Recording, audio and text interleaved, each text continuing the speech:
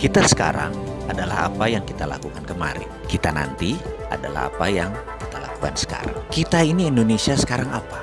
Faktanya kita terpecah dua karena politik. Kita sekarang apa? Defisit neraca perdagangan kita terburuk tekornya sepanjang sejarah. Kita sekarang apa? Krakatau Steel bangkrut di tengah pembangunan terbesar yang Indonesia pernah lakukan. Kita sekarang apa? Pembukuan Garuda dibilang untung karena melakukan smart accounting atau financial engineering ya. Nggak tahu lah saya, pokoknya gitu deh. Bayangkan, duopoli Garuda Group dan Lion Air Group menguasai airline Indonesia. Kok malah membuat Garuda nggak untung? Kenapa? Harga naik, tiket saja kementerian yang sudah 6 bulan berusaha menurunkan nggak bisa apa-apa tuh. Kementerian kerjanya apa ya? Kembali lagi, kita sekarang apa? Pertamina turun untungnya. Kita sekarang apa? PLN juga harus melakukan pembukuan kreatif agar terlihat bagus. Bahkan ada isu subsidi itu dibilang pendapatan. Oleh karena itu PLN jadi terlihat bagus rekeningnya. Ya wis lah, sakarepmu, wahai para pengelola profesional BUMN tersebut. Toh rakyat juga nggak ngerti. Kita lanjut. Mengapa kita bicara yang negatif semua di awal-awal video ini? Ini mungkin karena filosofi kejawaan saya yang dari dulu selalu diingatkan. Berbuat baik itu wayahe ngono. Memang seharusnya, dan jangan harap pujian atau jangan harap dilihat. Tapi kalau keburukan, ya wayahe dikamplengi. Dikamplengi itu diperingatkan dengan keras. Bagaimana cara ngamplengi? Ya kita tirulah bapak bangsa kita yang sering menggunakan filosofi Jawa dulu, Pak Harto, Pak Karno. Karena setelah ngamplengi, mereka biasanya nyangoni. Setelah memperingatkan dengan keras, orang tersebut diberi oleh-oleh. Jadi kalau dikamplengi dengan hal negatif, itu nggak ada niatan buruk. Karena solusinya pasti kita berikan. Begitu juga dalam narasi ini. Jadi ke depan Indonesia bagaimana? Kalau kita tidak mengubah cara berpikir kita, maka akan ketebak apa yang akan terjadi ke depan. Alias, jadi kalau kita masih begini juga, ya persis kayak beberapa tahun yang lalu, ya ke depan kita akan begitu. Rupiah akan melemah, jadi 15.000 di tahun 2020, mungkin jadi 16.500 di tahun 2021. Defisit terus menjadi membesar, ekspor turun, impor menambah besar, uang diketatkan karena harus melakukan quantitative tightening, strategi keuangan negaranya pakai tight money policy. Ini membuat ekonomi malah tidak produktif. Walau inflasinya rendah, pengangguran menjadi naik, tidak terserap. Baik mereka yang swasta, tidak ada pendanaan untuk mendanai bisnis-bisnis mereka. Bagaimana tenaga kerja bisa diangkat? Bursa saham mungkin akan di level sini-sini saja karena tidak menarik pergerakan.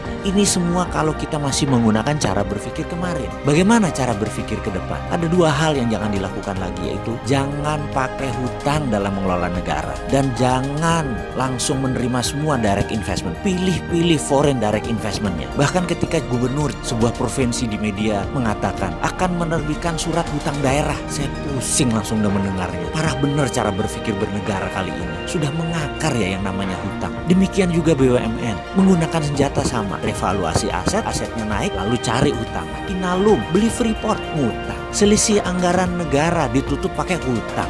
Anggaran daerah kurang, apa yang dilakukan? Terbitkan surat hutang. Sekali lagi sarannya, jangan hutang terus dan pilih-pilih foreign asing investasi untuk masuk ke Indonesia. Lalu bagaimana bergerak tanpa hutang, tanpa foreign direct investment? Bingung? Undang saya dong, ngobrol. Walaupun Sontoloyo begini juga NKRI.